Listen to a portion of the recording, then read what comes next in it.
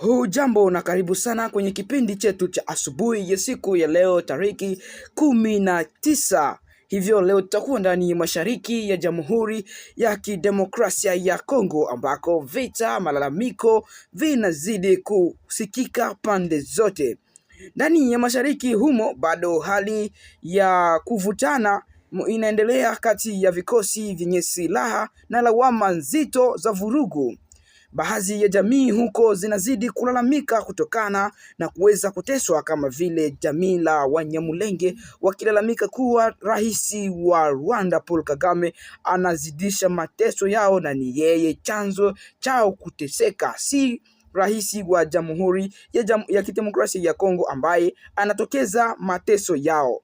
Pia tutakuwa huko ndani ya kati ya nchi ambako kuna hali ya kusikitisha baada ya dawa nyingi za malaria kuweza kuharibika bila kutumiwa zikiwa ndani ya ghala. Wakati huo huo, katika diplomasia, DRC inaendelea kuimarisha uhusiano wake na nchi ya Uturuki. Tuanze moja kwa moja tukiwa ndani ya mashariki ya Jamhuri ya Kidemokrasia ya Kongo ambako hali ya usalama na malalamiko ya wanajamii wa Wanyamulenge yazidi kuwa nyingi na kulalamikia nchi ya Rwanda pamoja na rais wake kuwa ni wao vyanzo vya mateso hayo.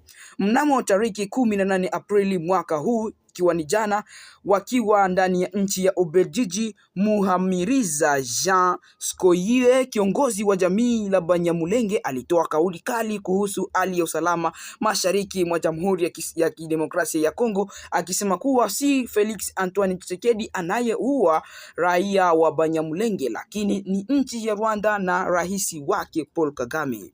Kwa mujibu wake, vurugu hizo zimeanza tangu zamani mwaka wa 1696 na zimeendelea hadi leo hii. Pia alitaja matukio ya miaka kama vile mwaka wa 2002, mwaka wa 2017 na mwaka wa 2018 kama mifano ya mashambulizi ambayo yanazidi kwa ndani ya jamii hiyo. Hata hivyo, alitoa wito kwa wananchi wote wa Kongo kuwa na umoja ili kumaliza mgogoro huo ambao umezidi kuendelea kwa zaidi ya miaka mingi. Miaka 80 sasa hivi vita hiyo inaendelea. Hivyo waliweza kulalamika wakielezea umoja wa kimataifa.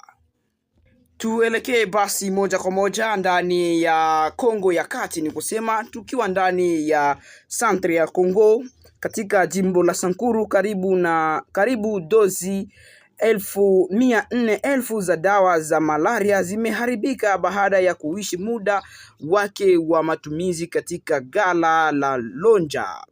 Dawa hizo zilipokelewa mwezi wa Novemba mwaka wa 2024, lakini hazikutumiwa kabisa. Ziliwekwa kando zikisubiri ruhusa ya matumizi yake. Shirika la Chemonix International limesemekana kuzuia usambazaji wa dawa hizo na kufuatia maamuzi ya sera ya misaada iliyohusishwa na utawala wa Donald Trump. Zuio hilo liliondolewa mwezi wa Oktoba mwaka wa 2025, lakini wakati huo dawa hizo zilikuwa karibu kuharibika. Viongozi wa eneo hilo wanaeleza hali hii kama uzembe mkubwa wanataka uchunguzi ufanyike ili kubaini waliohusika na dawa hizo kuweza kuwekwa ndani ya ghala na kuweza kuharibika. Tuhamie basi upande wa pili, upande wa kidiplomasia kati ya nchi ya Jamhuri ya Kidemokrasia ya Kongo na nchi ya Uturuki. Mnamo tariki 18 Aprili mwaka huu, katika mkutano wa kimataifa uliofanyika Antalya, rais wa Jamhuri ya Kidemokrasia ya Kongo Felix Antoine Tshisekedi alikutana na rais wa Uturuki Recep Tayyip. Viongozi hao wawili walikubaliana kuongeza biashara kati ya nchi zao kutoka dola milioni 200 hadi kufikia milioni 500 kwa muda wa kati. Pia walikubaliana kuanzisha tena kamati ya pamoja ya ushirikiano kati ya nchi hizo ambazo mkutano wake utafanyika mwaka huu mjini Kinshasa.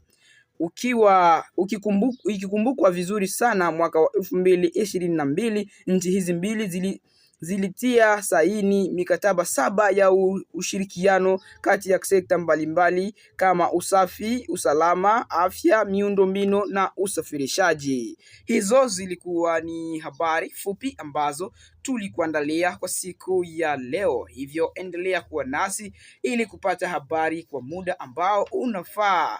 Hivyo hii ni Radio Yeko Pendwa. Usisahau kusubscribe, kushare na kucomment ili kutujulisha unatufuatilia ukiwa eneo gani.